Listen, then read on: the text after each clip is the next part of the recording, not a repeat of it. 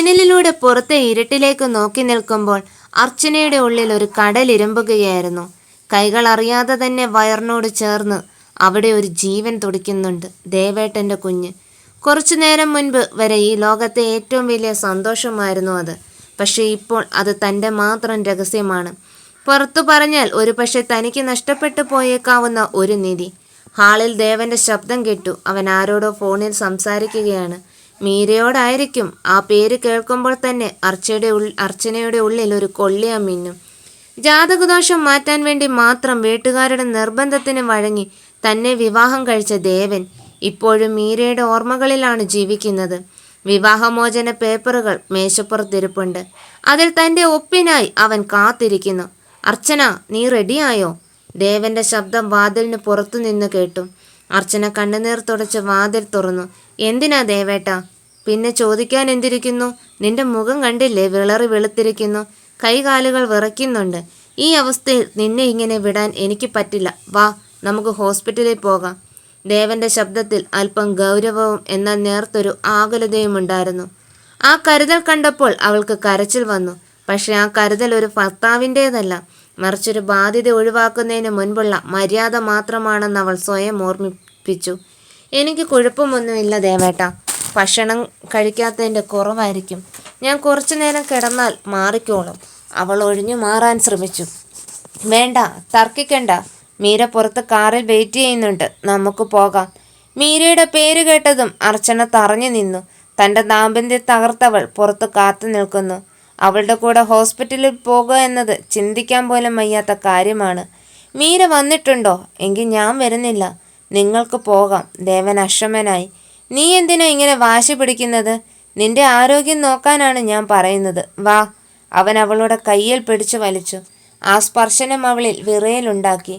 കാറിനടുത്തെത്തിയപ്പോൾ മീര മുൻസീറ്റിലിരുന്ന് കണ്ണാടിയിലൂടെ അവളെ നോക്കി പുച്ഛത്തോടെ ചിരിച്ചു. അർച്ചന പിൻസീറ്റിൽ തളർന്നിരുന്നു.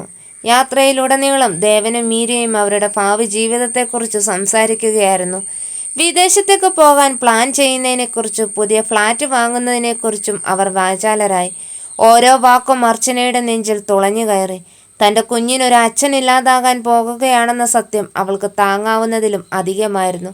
ഹോസ്പിറ്റലിൽ എത്തിയപ്പോൾ ദേവൻ അവളെ ഗൈനക്കോളജി വിഭാഗത്തിലേക്ക് നയിച്ചു. അർച്ചനയുടെ ഉള്ളിൽ തീയായിരുന്നു. ഗൈനക്കോളജിസ്റ്റ് പരിശോധിച്ച എല്ലാം പുറത്താകും.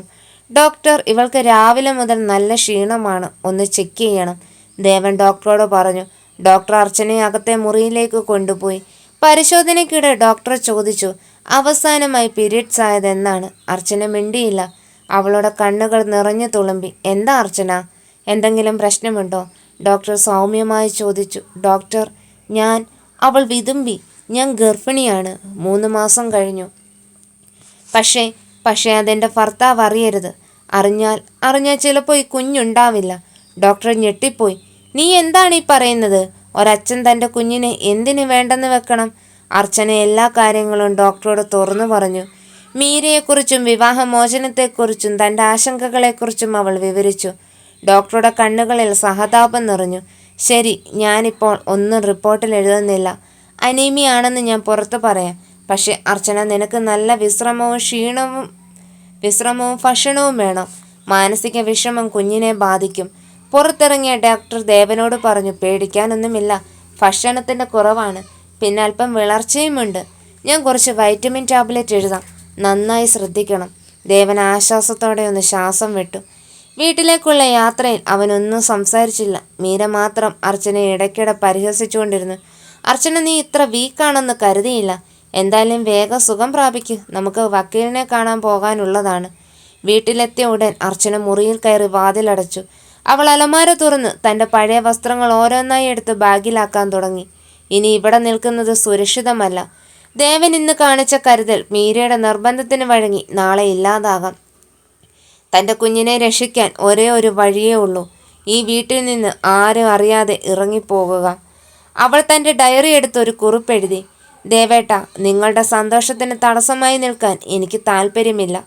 വിവാഹമോചന പേപ്പറുകളിൽ ഞാൻ ഒപ്പിട്ട് വെച്ചിട്ടുണ്ട്. ഞാൻ പോകുന്നു.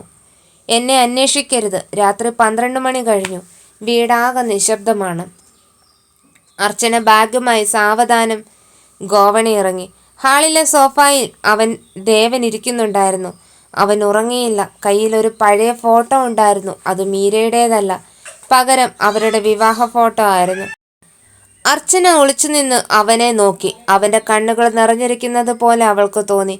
പെട്ടെന്ന് ദേവൻ തലയുയർത്തി. അർച്ചന വേഗത്തിൽ മറഞ്ഞു നിന്നു. അവളുടെ ഹൃദയം പടപടാ ഇടിച്ചു. ദൈവമേ, പിടിക്കപ്പെടുമോ? അവൻ എഴുന്നേറ്റ് അവളുടെ മുറിയിൽ അടുത്തേക്ക് വരുന്നത് അവൾ അറിഞ്ഞു. അർച്ചന ശ്വാസം അടക്കി നിന്നു. ദേവൻ വാതിലിൽ തട്ടി. അർച്ചന, നീ ഉറങ്ങിയോ? മറുപടിയൊന്നും കിട്ടാതായപ്പോൾ അവൻ പതുക്കെ പറഞ്ഞു, എനിക്കറിയാം നിന്റെ വേദന, പക്ഷെ എനിക്ക് മീരയെ ഉപേക്ഷിക്കാൻ പറ്റില്ല. അവൾ എനിക്ക് വേണ്ടി ഒരുപാട് ത്യാഗം ചെയ്തവളാണ്. നീ എന്നോട് ക്ഷമിക്കണം. അവൻ നടന്നു പോകുന്നത് കേട്ടപ്പോൾ അർച്ചന തളർന്നിരുന്നു പോയി. അവൾ ചെയ്ത ത്യാഗം, അപ്പോൾ ഈ കുഞ്ഞ്, അവൾ ഉറപ്പായി. ദേവന്റെ മനസ്സിൽ മീരയ്ക്ക് മാത്രമേ സ്ഥാനമുള്ളൂ. തൻ്റെ ബാഗ് മുറുക്കിപ്പിടിച്ച് ആരും കാണാതെ പിൻവാതിലിലൂടെ അവൾ ആ മുറ്റത്തേക്കിറങ്ങി. മഴ പെയ്യാൻ തുടങ്ങിയിരുന്നു. മഴത്തുള്ളികൾ അവളുടെ കണ്ണുനീരിനെ മറച്ചു. എങ്ങോട്ടെന്നില്ലാത്ത ആ യാത്ര തുടങ്ങുമ്പോൾ അവളുടെ ഉള്ളിൽ ഒരേ ഒരു ലക്ഷ്യം മാത്രമേ ഉണ്ടായിരുന്നുള്ളൂ, തൻ്റെ കുഞ്ഞിനെ വളർത്തണം. ഒരു കുറവുമില്ലാതെ റോഡിലെത്തിയപ്പോൾ ദൂരെ ഒരു കാറിൻ്റെ വെളിച്ചം കണ്ടു. അത് ദേവന്റെ കാറാണോ? അവൾ ഭയത്തോടെ മരങ്ങൾക്കിടയിൽ ഒളിച്ചു. ആ കാർ കടന്നുപോയി. അർച്ചന ഒരു ദീർഘശ്വാസം വിട്ടു. ഇനി മടക്കമില്ല. പക്ഷെ അവൾ അറിഞ്ഞില്ല, വീട്ടിൽ അവളുടെ മുറിയിൽ ആ കത്ത് കണ്ട ദേവൻ പകച്ചു നിൽക്കുകയാണെന്ന്. അലമാരയ്ക്ക് താഴെ വീണുപോയ ഹോസ്പിറ്റലിലെ ആ കുറിപ്പടി അവൻ്റെ ശ്രദ്ധയിൽപ്പെട്ടിരുന്നു. അതിൽ ഡോക്ടർ അറിയാതെ കുറിച്ച് ചില കാര്യങ്ങൾ അവനെ ഞെട്ടിച്ചിരുന്നു. അർച്ചന ഗർഭിണിയാണെന്ന സത്യം അവൻ തിരിച്ചറിയാൻ പോകുന്ന നിമിഷങ്ങളായിരുന്നു അത്. മഴയത്ത് തനിച്ചു നടന്നു പോകുന്ന അവൾക്ക് പിന്നാലെ വിധി മറ്റൊരു രൂപത്തിൽ വരുന്നുണ്ടായിരുന്നു. മഴ കനക്കുകയായിരുന്നു. നനഞ്ഞു കുതിർന്ന വസ്ത്രങ്ങളോടെ റോഡരികിലെ ബസ് സ്റ്റോപ്പിൽ ഇരിക്കുമ്പോൾ അർച്ചനയുടെ ഉള്ളിൽ വല്ലാത്തൊരു ശൂന്യതയായിരുന്നു. എങ്ങോട്ട് പോകണം? അമ്മയുടെ അടുത്തേക്ക് പോയാൽ ദേവൻ അവിടെ വന്ന് പ്രശ്നമുണ്ടാക്കും. മീരയുടെ വാക്കിന് വഴങ്ങി തന്നെ തിരികെ കൊണ്ടുവരാൻ അവൻ ശ്രമിക്കില്ലായിരിക്കാം. പക്ഷെ അമ്മയെ സമാധാനിപ്പിക്കാൻ അവൻ അവിടെ വരും. തൻ്റെ ഗർഭം ഒരു രഹസ്യമായി തന്നെ സൂക്ഷിക്കണം. അതുകൊണ്ട് പരിചയമില്ലാത്ത എവിടേക്കെങ്കിലും പോകണം. അതേസമയം വീട്ടിൽ ദേവൻ വല്ലാത്തൊരു വെപ്രാളത്തിലായിരുന്നു. അർച്ചനയുടെ മുറിയിൽ അവൾ ഉപേക്ഷിച്ചു പോയ ആ കുറിപ്പടി അവൻ വീണ്ടും വീണ്ടും വായിച്ചു. അതിൽ ഡോക്ടർ രഹസ്യമായി കുറിച്ചിരുന്ന പ്രീനാറ്റൽ കെയർ എസെൻഷ്യൽസ് എന്ന വാക്കുകൾ അവൻ്റെ തലയിൽ ചുറ്റിക കൊണ്ട് അടിക്കുന്നത് പോലെ തോന്നി. അർച്ചന ഗർഭിണിയാണോ? അവൻ സ്വയം ചോദിച്ചു.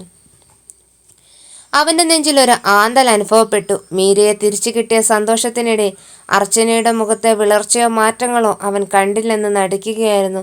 അവളുടെ തളർച്ച വെറും ഭക്ഷണത്തിൻ്റെ കുറവാണെന്ന് ഡോക്ടർ പറഞ്ഞപ്പോൾ അവനത് വിശ്വസിച്ചു.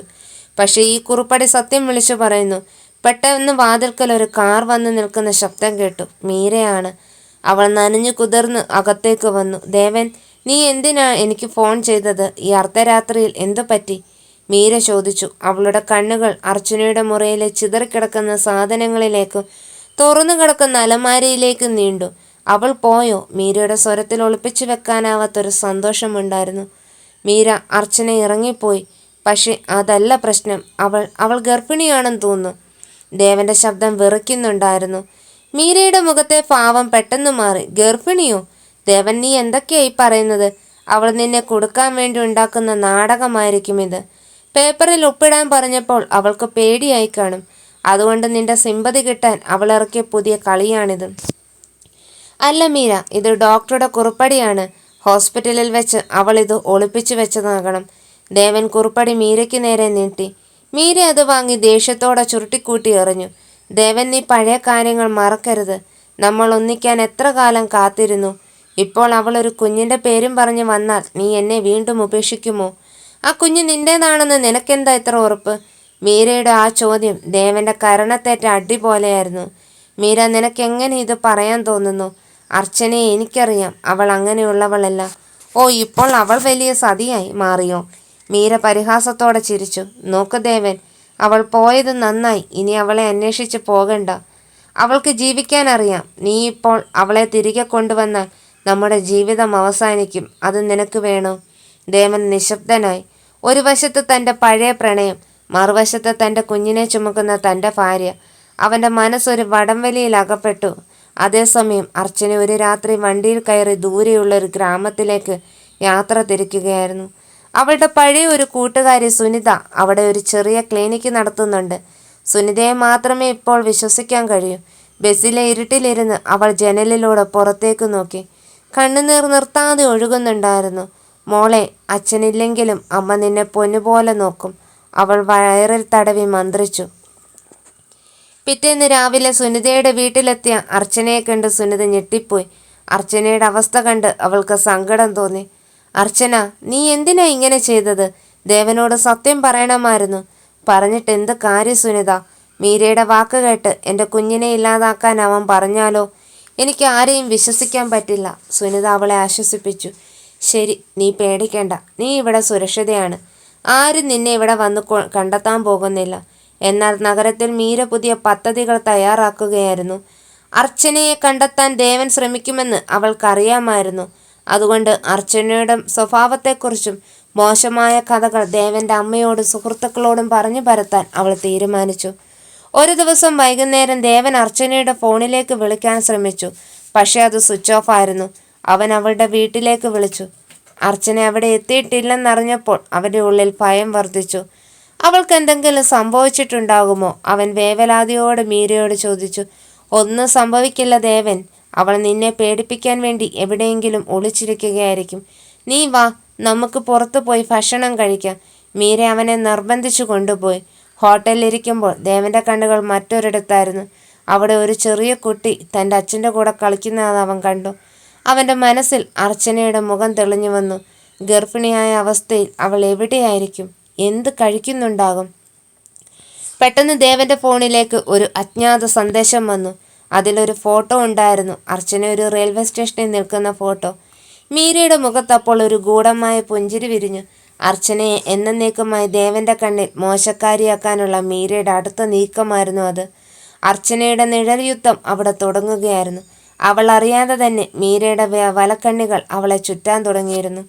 സുനിതയുടെ ഗ്രാമത്തിലെ കൊച്ചു വീട് അർച്ചനയ്ക്കൊരു താൽക്കാലിക ആശ്വാസമായിരുന്നു. പച്ചപ്പ് നിറഞ്ഞ ആ പരിസരം അവളുടെ മനസ്സിനെ ശാന്തമാക്കാൻ ശ്രമിച്ചു. എങ്കിലും ഓരോ പുലരിയിലും അവളിൽ ഉത്കണ്ഠ നിറച്ചു. സുനിതയുടെ ക്ലിനിക്കിൽ സഹായത്തിനു കൂടി ഇരുന്നതുകൊണ്ട് പകൽ സമയങ്ങളിൽ അവൾക്ക് തിരക്കായിരുന്നു. പക്ഷേ രാത്രികളിൽ ഏകാന്തത അവളെ വേട്ടയാടി. അതേസമയം നഗരത്തിൽ മീരയുടെ കുതന്ത്രങ്ങൾ ഫലം കണ്ടു തുടങ്ങിയിരുന്നു. ദേവന്റെ ഫോണിലേക്ക് വന്ന ആ ഫോട്ടോയിൽ അർച്ചന സ്റ്റേഷനിൽ ഒരാളോട് സംസാരിച്ചു നിൽക്കുന്നതായിരുന്നു കണ്ടത്. അത് അർച്ചനയുടെ ഒരു പഴയ സഹപാഠിയായിരുന്നു എന്ന് അവൾക്ക് അറിയാമായിരുന്നുവെങ്കിലും ദേവന്റെ മുന്നിൽ മീര അത് മറ്റൊരു രീതിയിൽ അവതരിപ്പിച്ചു. നോക്ക് ദേവൻ, ഞാൻ പറഞ്ഞില്ലേ, അവൾ നിന്നെ വിട്ടുപോയത് ഒറ്റയ്ക്കല്ല. ഈ നിൽക്കുന്ന ആളെ നിനക്കറിയാമോ? വിവാഹമോചനത്തിന് അവൾ ഇത്ര പെട്ടെന്ന് സമ്മതിച്ചത് തന്നെ ഇങ്ങനെയൊരു പ്ലാൻ ഉള്ളതുകൊണ്ടല്ലേ? മീരയുടെ വാക്കുകളിൽ വിഷം കലർന്നിരുന്നു. ദേവൻ ആ ഫോട്ടോയിലേക്ക് നോക്കി സ്തബ്ധനായി നിന്നു. അർച്ചനയെ താൻ അത്രമാത്രം വിശ്വസിച്ചിരുന്നു. പക്ഷേ ഈ ചിത്രം തൻ്റെ വിശ്വാസത്തെ തകർക്കുന്നത് പോലെ അവന് തോന്നി. എങ്കിലും അവൻ്റെ ഉള്ളിൻ്റെ ഉള്ളിൽ എന്തോ ഒന്ന് മന്ത്രിച്ചു. അർച്ചന ഇങ്ങനെ ചെയ്യില്ല. എനിക്കവളെ നേരിട്ട് കാണണം മീര. ഈ ഫോട്ടോ കൊണ്ട് മാത്രം എനിക്കൊന്നും തീരുമാനിക്കാൻ പറ്റില്ല. ദേവൻ ദേഷ്യത്തോടെ പറഞ്ഞു. നീ എന്തിനാ അവളുടെ പിന്നാലെ പോകുന്നത്? അവൾക്ക് നിന്നെ വേണ്ടെന്ന് വെച്ച് പോയതല്ലേ. നമുക്ക് നമ്മുടെ വിവാഹത്തിൻ്റെ കാര്യം നോക്കാം. മീര അവനെ പിന്തിരിപ്പിക്കാൻ പരമാവധി ശ്രമിച്ചു. ദിവസങ്ങൾ കടന്നുപോയി. ഗ്രാമത്തിൽ അർച്ചനയുടെ ശാരീരികാവസ്ഥ മോശമായി തുടങ്ങി. കഠിനമായ ക്ഷീണവും ഛർദിയും അവളെ തളർത്തി. സുനിത അവളെ പരിശോധിച്ചു. അർച്ചന, നിനക്ക് BP കുറവാണ്. നല്ല പോഷകാഹാരം കഴിക്കണം. ഇങ്ങനെ പോയാൽ കുഞ്ഞിൻ്റെ വളർച്ചയെ ബാധിക്കും. ഒരു വൈകുന്നേരം ക്ലിനിക്കിലിരിക്കുമ്പോൾ അർച്ചന ഒരു പരിചിത ശബ്ദം കേട്ടു. അവൾ ഞെട്ടിപ്പോയി. അത് മീരയുടെ ശബ്ദമായിരുന്നു. മീര എങ്ങനെ ഇവിടെ എത്തി? അർച്ചന വേഗം മറഞ്ഞു നിന്നു. മീര സുനിതയുടെ അടുക്കൽ വന്ന് എന്തോ തിരക്കുകയാണ്. ഇവിടെ അർച്ചന എന്ന് പറയുന്ന ഒരാൾ വന്നിട്ടുണ്ടോ? ദേവന്റെ ഭാര്യയാണ്. സുനിത പതറാതെ മറുപടി പറഞ്ഞു. അർച്ചനയോ? അങ്ങനെ ആരും ഇവിടെ ഇല്ലല്ലോ. നിങ്ങൾക്ക് ആള് മാറിപ്പോയതാകും. മീര ചുറ്റും സംശയത്തോടെ നോക്കി. ശരി, പക്ഷേ എനിക്ക് ചില വിവരങ്ങൾ കിട്ടിയിട്ടുണ്ട്. അവൾ ഇവിടെ എവിടെയോ ഉണ്ടെന്ന് നിങ്ങൾ അവളെ ഒളിപ്പിച്ച് വെക്കുകയാണെങ്കിൽ അത് വലിയ പ്രശ്നമാകും. ഭീഷണി മുഴക്കി മീര അവിടെ നിന്നുപോയി. മീര പോയതും അർച്ചന പുറത്തു വന്നു. അവൾ വിറയ്ക്കുന്നുണ്ടായിരുന്നു. സുനിത, അവൾ എന്നെ കൊല്ലും. എൻ്റെ കുഞ്ഞിനെ അവൾ വെറുതെ വിടില്ല. അവൾക്ക് എങ്ങനെ ഈ സ്ഥലം മനസ്സിലായി? പേടിക്കണ്ട അർച്ചന. നിന്റെ ഫോൺ ഓൺ ചെയ്തപ്പോഴോ മറ്റോ അവൾ ലൊക്കേഷനെ ട്രാപ്പ് ചെയ്തിട്ടുണ്ടാകണം. നമുക്കിവിടെ നിന്ന് മാറണം, സുനിത പറഞ്ഞു. സത്യത്തിൽ മീര അവിടെ എത്തിയത് അർച്ചനയെ തിരികെ കൊണ്ടുപോകാനല്ല, മറിച്ച് അവൾ ഗർഭിണിയാണോ എന്ന് ഉറപ്പിക്കാനായിരുന്നു. അർച്ചനയുടെ റിപ്പോർട്ടുകൾ സുനിതയുടെ മേശപ്പുറത്തിരിക്കുന്നത് മീര കണ്ടിരുന്നു. അത് അർച്ചനയുടെ റിപ്പോർട്ട് തന്നെയാണെന്ന് മീരയ്ക്ക് ഉറപ്പായിരുന്നു. തിരികെ ദേവന്റെ അടുത്തെത്തിയ മീര മറ്റൊരു കള്ളം പറഞ്ഞു. ദേവൻ, ഞാൻ അർച്ചനയെ കണ്ടു. അവൾ ആ ആളുടെ കൂടെ സുഖമായി ജീവിക്കുന്നു. എന്നോട് പറഞ്ഞു ഇനി നിന്റെ ജീവിതത്തിലേക്ക് വരില്ലെന്ന്. വിവാഹമോചന പേപ്പറുകൾ അവൾ അയച്ചു തരും. ദേവൻ തകർന്നുപോയി. തൻ്റെ കുഞ്ഞിനെ ചുമക്കുന്നത് അർച്ചനയാണോ എന്ന സംശയം പോലും അവനിൽ നിന്നും മാഞ്ഞുപോയി. അവൻ മീരയെ വിശ്വസിച്ചു. പക്ഷെ ദേവന്റെ അമ്മയ്ക്ക് മീരയെ വിശ്വാസമില്ലായിരുന്നു. അമ്മ രഹസ്യമായി അർച്ചനയെ അന്വേഷിക്കാൻ ഒരു സ്വകാര്യ ഏജന്റിനെ ഏർപ്പാടാക്കി. ഗ്രാമത്തിൽ അർച്ചന തൻ്റെ സാധനങ്ങൾ വീണ്ടും പാക്ക് ചെയ്തു. ഇത്തവണ അവൾ പോകുന്നത് ആരും അറിയാത്തൊരിടത്തേക്കാണ്. സുനിതയോട് പോലും പറയാതെ പോകാനായിരുന്നു അവളുടെ തീരുമാനം. എന്നാൽ അന്ന് രാത്രി അവൾക്ക് കഠിനമായ വയറുവേദന അനുഭവപ്പെട്ടു. അവൾ ബോധരഹിതയായി തറയിൽ വീണു. നിലവിളി കേട്ട് ഓടിയെത്തിയ സുനിത കണ്ടത് രക്തത്തിൽ കുളിച്ചു കിടക്കുന്ന അർച്ചനയാണ്. അർച്ചന! സുനിത അലറി വിളിച്ചു. ആശുപത്രിയിലേക്കുള്ള വഴിയിൽ അർച്ചനയുടെ ബോധം മറഞ്ഞു. അവളുടെ ഉള്ളിലെ കുഞ്ഞ് അപകടത്തിലായിരുന്നു. വിധി വീണ്ടും അവളെ പരീക്ഷിക്കുക. യുടെ വരാന്തയിലൂടെ സ്ട്രക്ചർ വേഗത്തിൽ നീങ്ങുമ്പോൾ സുനിതയുടെ കൈകൾ വിറയ്ക്കുന്നുണ്ടായിരുന്നു. അർച്ചനയുടെ മുഖം വിളറി വെളുത്തിരിക്കുന്നു. ഓപ്പറേഷൻ തിയേറ്ററിന് ചുവന്ന വെളിച്ചം തെളിഞ്ഞപ്പോൾ സുനിത തളർന്നിരുന്നു പോയി. അർച്ചനയുടെ ജീവനും അവൾ ജീവശ്വാസം പോലെ കരുതിയ കുഞ്ഞിൻ്റെ ഭാവിയും ഇപ്പോൾ ഡോക്ടർമാരുടെ കൈകളിലാണ്. 2 മണിക്കൂറുകൾ നീണ്ട കാത്തിരിപ്പിനൊടുവിൽ ഡോക്ടർ പുറത്തു വന്നു. സുനിത ബ്ലീഡിംഗ് കൺട്രോൾ ചെയ്തിട്ടുണ്ട്. പക്ഷേ ഇനിയുള്ള 48 മണിക്കൂർ നിർണായകമാണ്. അമിതമായ മാനസിക സമ്മർദ്ദം മൂലമാണ് ഇങ്ങനെ സംഭവിച്ചത്. പിന്നെ അവളുടെ ഭർത്താവിനെ വിവരം അറിയിക്കുന്നതല്ലേ നല്ലത്? സുനിത ആകെ കുഴപ്പത്തിലായി. ദേവനെ വിളിച്ചാൽ മീര കൂടി അറിയും. മീര അറിഞ്ഞാൽ അത് അർച്ചനയ്ക്ക് കൂടുതൽ ആപത്താകും. പക്ഷെ ഒരു നിമിഷം അവൾ ചിന്തിച്ചു. അർച്ചനയുടെ ജീവൻ അപകടത്തിലാകുമ്പോൾ അവളുടെ ഭർത്താവ് അറിയേണ്ടത് നീതിയല്ലേ? സുനിത ധൈര്യം സംഭരിച്ച് ദേവന്റെ നമ്പറിലേക്ക് വിളിച്ചു. അതേസമയം ദേവൻ മീരയുമായി ഒരു പാർട്ടിയിലായിരുന്നു. അർച്ചനയെക്കുറിച്ചുള്ള ചിന്തകൾ മാറ്റാൻ മീര അവനെ നിർബന്ധിച്ചു കൊണ്ടുപോയതാണ്. ഫോൺ റിങ് ചെയ്യുന്നത് കണ്ട മീര അത് കണ്ട് മുഖം ചുളിച്ചു. ദേവൻ, ഈ അജ്ഞാത നമ്പറിൽ നിന്നുള്ള കോളുകൾ എടുക്കേണ്ട, നിന്റെ മൂഡ് പോകും. പക്ഷെ എന്തോ ഒരു ഉൾവിളി ഉണ്ടായതുപോലെ ദേവൻ ഫോൺ എടുത്തു. സുനിതയുടെ കരച്ചിൽ കലർന്ന ശബ്ദം കേട്ടപ്പോൾ അവൻ്റെ കയ്യിലിരുന്ന ഗ്ലാസ് താഴെ വീണു തകർന്നു. ദേവേട്ടാ, അർച്ചന ഹോസ്പിറ്റലിലാണ്. അവളുടെ നില ഗുരുതരമാണ്. ഏട്ടൻ ഉടനെ വരണം. ദേവൻ ഒന്നും ആലോചിച്ചില്ല. മീരയുടെ തടസ്സങ്ങളെ അവഗണിച്ചുകൊണ്ട് അവൻ ആശുപത്രിയിലേക്ക് പാഞ്ഞു. മീരയും ദേഷ്യത്തോടെ അവനെ പിന്തുടർന്നു. അവൾ ഭയപ്പെട്ടു. താൻ കെട്ടിപ്പൊക്കിയ നുണക്കോട്ടകൾ തകരുമോ എന്ന്. ആശുപത്രിയിലെത്തിയ ദേവൻ കണ്ടത് ഐസിയുവിന് മുന്നിൽ തകർന്നിരിക്കുന്ന സുനിതയാണ്. സുനിത, എന്തു പറ്റി അർച്ചനയ്ക്ക്? അവൾ എന്തിനാ ഇങ്ങോട്ട് വന്നത്? സുനിത ദേഷ്യത്തോടെ ദേവേട്ടൻ്റെ ഷർട്ടിൽ പിടിച്ചു. നിങ്ങൾക്ക് എങ്ങനെ ഇത് ചോദിക്കാൻ തോന്നുന്നു ദേവേട്ട? സ്വന്തം ഭാര്യ ഗർഭിണിയാണെന്ന് പോലും അറിയാതെ മറ്റൊരുവളുടെ കൂടെ നടക്കാൻ നിങ്ങൾക്ക് നാണമില്ലേ? അവൾ നിങ്ങളിൽ നിന്ന് ഓടി ഒളിച്ചത് ഈ കുഞ്ഞിനെ രക്ഷിക്കാനാണ്. നിങ്ങളതിനെ ഇല്ലാതാക്കുമെന്ന് അവൾ ഭയപ്പെട്ടു. ദേവൻ തറഞ്ഞുപോയി. അവൻ്റെ കാതുകളിൽ ആ വാക്കുകൾ മുഴങ്ങി. ഗർഭിണിയാണ്. തൻ്റെ സംശയം സത്യമായിരുന്നു. മീര തന്നെ വഞ്ചിക്കുകയായിരുന്നു. ദേവൻ, ഇവളീ പറയുന്നത് വിശ്വസിക്കരുത്. ഇതിവരുടെ നാടകമാണ്. പിന്നാലെ എത്തിയ മീര അലറി. പക്ഷേ ഇത്തവണ ദേവൻ വഴങ്ങിയില്ല. അവൻ ഡോക്ടറുടെ അടുത്തേക്കോടി. ഡോക്ടർ, എൻ്റെ ഭാര്യ, എൻ്റെ കുഞ്ഞ്. മിസ്റ്റർ ദേവൻ, അർച്ചനയുടെ നില ഇപ്പോൾ തൃപ്തികരമാണ്. പക്ഷെ കുഞ്ഞിൻ്റെ കാര്യം, കുഞ്ഞിന് വളർച്ചക്കുറവുണ്ട്. അർച്ചനയ്ക്ക് സമാധാനം ലഭിച്ചാൽ മാത്രമേ ആ കുഞ്ഞിനെ നമുക്ക് രക്ഷിക്കാൻ കഴിയൂ. അവൾ ബോധം വന്നപ്പോൾ വിളിച്ചത് നിങ്ങളുടെ പേരാണ്. ദേവൻ ഐസിയുവിൻ്റെ ചില്ലുവാതിലിലൂടെ അകത്തേക്ക് നോക്കി. ഓക്സിജൻ മാസ്കിനുള്ളിൽ ശ്വാസമെടുക്കാൻ ബുദ്ധിമുട്ടുന്ന അർച്ചന. അവളുടെ ഒരു കൈ വയറിൽ അമർന്നിരിക്കുന്നു. ആ കാഴ്ച കണ്ടപ്പോൾ ദേവൻ്റെ ഉള്ളിലെ അച്ഛൻ ഉണർന്നു. തൻ്റെ കുഞ്ഞിനെ കൊല്ലാൻ താൻ മടിക്കുമെന്ന് അവൾ കരുതിയല്ലോ എന്നോർത്തപ്പോൾ അവന് സ്വന്തം മുഖത്ത് തുപ്പാൻ തോന്നി. മീര അപ്പോഴും ദേവനെ സ്വാധീനിക്കാൻ ശ്രമിച്ചുകൊണ്ടിരുന്നു. ദേവൻ, നമുക്ക് പോകാം. ഇവരൊക്കെ ചേർന്ന് നിന്നെ ട്രാപ്പിലാക്കുകയാണ്. ദേവൻ പതിയെ മീരയുടെ നേരെ തിരിഞ്ഞു. അവൻ്റെ കണ്ണുകളിൽ കനലെരിയുന്നുണ്ടായിരുന്നു. ഇറങ്ങിപ്പോ മീര. നിന്റെ ഓരോ വാക്കും കള്ളമായിരുന്നുവെന്ന് എനിക്ക് മനസ്സിലായി. അർച്ചന മറ്റൊരുത്തൻ്റെ കൂടെ പോയി എന്ന് നീ പറഞ്ഞത് എന്തിനായിരുന്നു? ഈ സത്യം ഞാൻ അറിയാതിരിക്കാനല്ലേ? എൻ്റെ കുഞ്ഞിനേക്കാൾ വലുതല്ല എനിക്കൊന്നും. ഇനി ഒരു നിമിഷം നിന്നെ എൻ്റെ മുന്നിൽ കണ്ടുപോയാൽ. മീര ഭയന്ന് പിന്നോട്ട് മാറി. അവളുടെ പദ്ധതികൾ പാളിപ്പോയിരിക്കുന്നു. അവൾ അവിടെ നിന്ന് വേഗത്തിൽ നടന്നു നീങ്ങി. അർച്ചന പതുക്കെ കണ്ണുകൾ തുറന്നു. മങ്ങിയ കാഴ്ചയിൽ അവൾ കണ്ടത് തനിക്കരികിലിരിക്കുന്ന ദേവനെയാണ്. അവൾ ഭയത്തോടെ കൈകൾ വയറിലേക്ക് ചേർത്തു. ദേവേട്ടാ, വേണ്ട, എൻ്റെ കുഞ്ഞിനെ ഒന്നും ചെയ്യരുത്. ഞാൻ ഒപ്പിട്ട് തരാം, ഞാൻ പൊക്കോളാം, അവൾ തപ്പി തടഞ്ഞു പറഞ്ഞു. ദേവൻ അവളുടെ കൈകൾ ചേർത്ത് പിടിച്ചു. അവൻ്റെ കണ്ണുനീർ അവളുടെ കൈകളിൽ വീണു. ഇല്ല അർച്ചന, ഒപ്പിടേണ്ടത് വിവാഹമോചന പേപ്പറിലല്ല, മറിച്ച് നമ്മുടെ കുഞ്ഞിൻ്റെ ബർത്ത് സർട്ടിഫിക്കറ്റിലാണ്. എന്നോട് ക്ഷമിക്ക്. അർച്ചന അവിശ്വസനീയതയോടെ അവനെ നോക്കി. ആ കണ്ണുകളിൽ കണ്ടത് പഴയ ദേവനെയല്ല, മറിച്ച് തങ്ങളെ സംരക്ഷിക്കാൻ നിൽക്കുന്ന ഒരു അച്ഛനെയായിരുന്നു. പക്ഷെ മീര അത്ര പെട്ടെന്ന് പിന്മാറാൻ തയ്യാറായിരുന്നില്ല. തോൽവി സമ്മതിക്കാൻ അവൾക്ക് ശീലമില്ലായിരുന്നു. ആശുപത്രിയുടെ ഇരുളിൽ മറഞ്ഞു നിന്ന് അവൾ ഫോണിൽ ആരോട് സംസാരിച്ചു. അവൾ ജീവനോടെ ഉണ്ടാവരുത്, ആ കുഞ്ഞും. ആശുപത്രി മുറിയിലെ മരുന്നുകളുടെ മണത്തിനിടയിലും അർച്ചനയ്ക്ക് ദേവന്റെ സാമീപ്യം ഒരു തണലായി തോന്നി. എങ്കിലും അവളുടെ ഉള്ളിലെ ഭയം പൂർണ്ണമായും മാറിയിരുന്നില്ല. ദേവന്റെ മാറ്റം സത്യമാണോ അതോ സഹതാപം കൊണ്ടാണോ എന്നവൾ സംശയിച്ചു. അർച്ചന, നീ ഒന്നും കഴിക്കാതെ ഇങ്ങനെ കിടന്നാൽ നമ്മുടെ വാവയ്ക്കും വിഷമമാവില്ലേ? ദേവൻ ഒരു സ്പൂൺ കഞ്ഞി അവളുടെ നേരെ നീട്ടി. അവൻ്റെ കണ്ണുകളിൽ പണ്ട് കണ്ടിട്ടില്ലാത്ത ഒരു തിളക്കം അവൾ കണ്ടു. ഒരുപക്ഷെ അത് അച്ഛനാകാൻ പോകുന്നവൻ്റെ ആവേശമാകാം. ദേവേട്ടാ, മീര അവൾ എവിടെ? അർച്ചന വിക്കി വിക്കി ചോദിച്ചു. ദേവന്റെ മുഖമൊന്ന് കറുത്തു. അവളെക്കുറിച്ച് നീ ഇനി ചിന്തിക്കേണ്ട. എൻ്റെ കണ്ണു തുറപ്പിക്കാൻ നിന്റെ ഈ അവസ്ഥ വേണ്ടി വന്നു. എന്നോട് ക്ഷമിക്കണം എന്ന് പറയാൻ പോലും എനിക്ക് അർഹതയില്ല. പക്ഷേ ഇനി നിന്നെയും നമ്മുടെ കുഞ്ഞിനെയും ഞാൻ ആർക്കും വിട്ടുകൊടുക്കില്ല. അതേസമയം മീര തൻ്റെ അവസാനത്തെ അടവ് പയറ്റാനുള്ള ഒരുക്കത്തിലായിരുന്നു. ദേവന്റെ സ്വത്തും പണവും കൈക്കലാക്കാൻ അർച്ചനയെയും കുഞ്ഞിനെയും ഇല്ലാതാക്കുകയല്ലാതെ മറ്റു വഴികളില്ലെന്ന് അവൾ ഉറപ്പിച്ചു. അവൾ വാടകയ്ക്കെടുത്ത ഗുണ്ടകളുമായി ആശുപത്രി പരിസരത്ത് തമ്പടിച്ചു.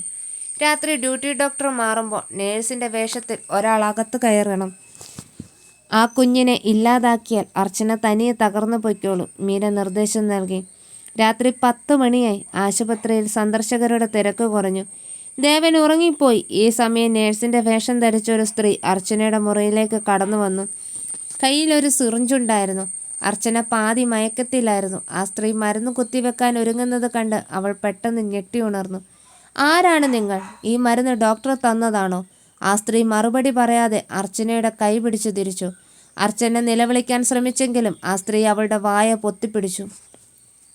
മൽപ്പിടുത്തത്തിനിടയിൽ അരികിലെ ഗ്ലൂക്കോസ് സ്റ്റാൻഡ് മറിഞ്ഞു വീണു. ആ ശബ്ദം കേട്ട് ദേവൻ ഞെട്ടി ഉണർന്നു. ആരാ അത്? ദേവൻ ചാടി എഴുന്നേറ്റു. പിടിക്കപ്പെടുമെന്ന് ഉറപ്പായപ്പോൾ ആ സ്ത്രീ ഓടി രക്ഷപ്പെടാൻ ശ്രമിച്ചു.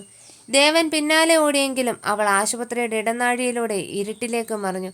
ഹോസ്പിറ്റൽ സെക്യൂരിറ്റിയെ വിവരം അറിയിച്ച ശേഷം തിരികെ വന്ന ദേവൻ കണ്ടത് വിറച്ച് വിറച്ച് കരയുന്ന അർച്ചനയാണ്. ദേവേട്ടർ, അവർ എന്നെയും എൻ്റെ കുഞ്ഞിനെയും കൊല്ലാൻ വന്നതാണ്. മീര, ഇതവൾ ചെയ്തതാണ്. ദേവൻ അർച്ചനയെ നെഞ്ചോട് ചേർത്ത് പിടിച്ചു. ഇല്ല അർച്ചന, നിനക്കൊന്നും സംഭവിക്കില്ല, ഞാൻ ഇവിടെയുണ്ട്. പിറ്റേന്ന് രാവിലെ ദേവൻ നേരെ പോലീസ് സ്റ്റേഷനിലേക്കാണ് പോയത്. സുനിതയുടെ സഹായത്തോടെ മീരയുടെ മുൻകാല ചരിത്രങ്ങൾ അവൻ അന്വേഷിച്ചു. അപ്പോഴാണ് ഞെട്ടിക്കുന്ന മറ്റൊരു സത്യം പുറത്തു വന്നത്. മീരയ്ക്ക് നേരത്തെ വിവാഹം കഴിഞ്ഞതാണെന്നും പണത്തിനു വേണ്ടി അവൾ ആ ഭർത്താവിനെ വഞ്ചിച്ചതാണെന്നും ദേവൻ അറിഞ്ഞു. താൻ സ്നേഹിച്ച മീര വെറുമൊരു വഞ്ചകയായിരുന്നുവെന്ന് തിരിച്ചറിഞ്ഞപ്പോൾ ദേവൻ സ്തബ്ധനായി നിന്നു. പോലീസുമായി ചേർന്ന് ദേവൻ മീരയെ പിടികൂടാൻ ഒരു പ്ലാൻ തയ്യാറാക്കി. ദേവൻ മീരയെ ഫോണിൽ വിളിച്ചു. മീര, അർച്ചന മരിച്ചു. എനിക്ക് സങ്കടം സഹിക്കാൻ പറ്റുന്നില്ല. നീ ഉടനെ പഴയ പാർക്കിലേക്ക് വാ. നമുക്ക് എങ്ങോട്ടെങ്കിലും മാറി താമസിക്കാം. സന്തോഷം കൊണ്ട് മീര അന്ധയായി. അവൾ ഓടി പാർക്കിലെത്തി. പക്ഷെ അവളെ അവിടെ കാത്തിരുന്നത് ദേവനും പോലീസുമായിരുന്നു. നീ വിചാരിച്ചത് അർച്ചനയെ കൊല്ലാമെന്നാണോ? ദേവൻ ഗർജിച്ചു. മീര രക്ഷപ്പെടാൻ ശ്രമിച്ചെങ്കിലും പോലീസ് അവളെ കൈവലം കാണിച്ചു.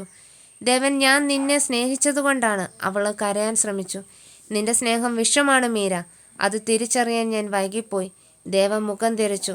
മീരയെ പോലീസ് കൊണ്ടുപോയി. ആ വലിയ ഭാരമൊഴിഞ്ഞ ആശ്വാസത്തോടെ ദേവൻ ആശുപത്രിയിലേക്ക് മടങ്ങി. അർച്ചന ഡിസ്ചാർജ് ആകാൻ തയ്യാറെടുക്കുകയായിരുന്നു.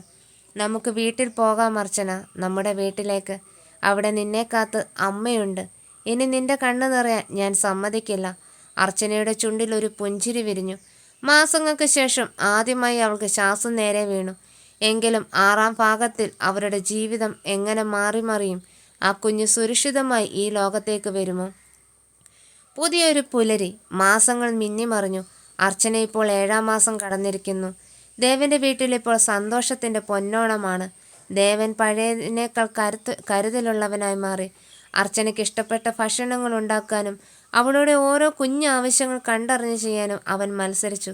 ദേവേട്ട മതി, ഇത്രയും കഴിക്കാൻ എനിക്ക് വയ്യ. അർച്ചന തളിക നീട്ടിവെച്ചു പറഞ്ഞു. ഇത് നിനക്ക് വേണ്ടിയല്ല, നമ്മുടെ വാവയ്ക്ക് വേണ്ടിയാണ്. ദേവൻ ചിരിച്ചുകൊണ്ട് പറഞ്ഞു. ഒരു ദിവസം വൈകുന്നേരം അവർ വീടിൻ്റെ ഉമ്മറത്തിരിക്കുകയായിരുന്നു. അസ്തമയ സൂര്യൻ്റെ ചുവപ്പ് പടർന്ന ആകാശം നോക്കി നിൽക്കെ അർച്ചന ചോദിച്ചു, ദേവേട്ട, അന്ന് ഹോസ്പിറ്റലിൽ വെച്ച് സത്യം അറിഞ്ഞില്ലായിരുന്നെങ്കിൽ ഇന്നും നമ്മൾ വേർപിരിഞ്ഞു കഴിയുമായിരുന്നില്ലേ? ദേവൻ അവളുടെ കൈകൾ ചേർത്ത് പിടിച്ചു. ചിലപ്പോൾ പക്ഷേ വിധിക്ക് നമ്മളെ വേർപിരിക്കാൻ കഴിയില്ലായിരുന്നു. നമ്മുടെ കുഞ്ഞ് എന്നെ നിന്നിലേക്ക് തിരികെ എത്തിക്കുമായിരുന്നു. മീര ഒരു പാഠമായിരുന്നു അർച്ചന. സ്നേഹം എന്താണെന്ന് എനിക്ക് മനസ്സിലാക്കി തന്ന പാഠം. പെട്ടെന്ന് അർച്ചനയുടെ മുഖത്തൊരു ചെറിയ വേദന മിന്നി. അവൾ കൈകൾ വയറിലമർത്തി. ദേവേട്ട, എന്തോ ഒരു അസ്വസ്ഥത, ദേവൻ പരിഭ്രമിച്ചു. അവൻ വേഗം കാറെടുത്ത് അവളെ ആശുപത്രിയിലേക്ക് കൊണ്ടുപോയി. ഡോക്ടർമാർ പരിശോധിച്ചു. സമയമായിരിക്കുന്നു, ലേബർ റൂമിലേക്ക് മാറ്റാം. പുറത്ത് കാത്തിരുന്ന ദേവന്റെ ഉള്ളിൽ പ്രാർത്ഥനകൾ മാത്രമായിരുന്നു. ഓരോ നിമിഷവും ഓരോ യുഗം പോലെ കടന്നുപോയി. ഒടുവിൽ ആ നിശബ്ദതയെ ഭേദിച്ചുകൊണ്ട് ഒരു കുഞ്ഞു കരച്ചിൽ ലേബർ റൂമിൽ നിന്ന് ഉയർന്നു കേട്ടു. നേഴ്സ് പുറത്തു വന്നു. മിസ്റ്റർ ദേവൻ ഒരു പെൺകുഞ്ഞാണ്. അമ്മയും കുഞ്ഞും സുഖമായിരിക്കുന്നു. ദേവന്റെ കണ്ണുകളിൽ നിന്ന് ആനന്ദ കണ്ണുനീർ ഒഴുകി. അവൻ ലേബർ റൂമിനുള്ളിലേക്ക് ചെന്നു. തളർന്നു കിടക്കുന്ന അർച്ചനയുടെ അരികിൽ ഒരു തുണിക്കഷ്ണത്തിൽ പൊതിഞ്ഞൊരു കുഞ്ഞു മാലാകയെ കണ്ടപ്പോൾ അവൻ്റെ ലോകം പൂർണ്ണമായി. ദേവൻ ആ കുഞ്ഞിനെ കൈകളിൽ വാരിയെടുത്തു. അവളുടെ ചെറിയ കൈവിരലുകൾ അവൻ്റെ വിരലിൽ മുറുകെ പിടിച്ചു. അർച്ചന, ഇവൾക്ക് നിന്റെ കണ്ണുകളാണ്, അവൻ വിതുമ്പിക്കൊണ്ട് പറഞ്ഞു. അർച്ചനയുടെ കണ്ണുകളിൽ സന്തോഷത്തിൻ്റെ നനവുണ്ടായിരുന്നു. എല്ലാ വേദനകളും കഷ്ടപ്പാടുകളും ഒരു നിമിഷത്തിൽ അലിഞ്ഞുപോയി. വർഷങ്ങൾക്കിപ്പുറം ആ മുറ്റത്ത് കൊച്ചു പെൺകുട്ടി ഓടിക്കളിക്കുന്നുണ്ട്. അച്ചു. അവളുടെ ചിരി ആ വീടിൻ്റെ ഐശ്വര്യമായി മാറി. മീരയുടെ ഓർമ്മകൾ പോലും കടന്നു ചെല്ലാത്ത ആ സ്നേഹതീരത്ത് അർച്ചനയും ദേവനും തങ്ങളുടെ മൗന നൊമ്പരങ്ങളെ മറന്ന് പുതിയൊരു ജീവിതം കെട്ടിപ്പടുത്തു. സ്നേഹം ജയിക്കുന്നത് ഇങ്ങനെയാണ്, സത്യത്തിൻ്റെയും കരുതലിലൂടെയും ക്ഷമയിലൂടെയും കരുണയിലൂടെയും.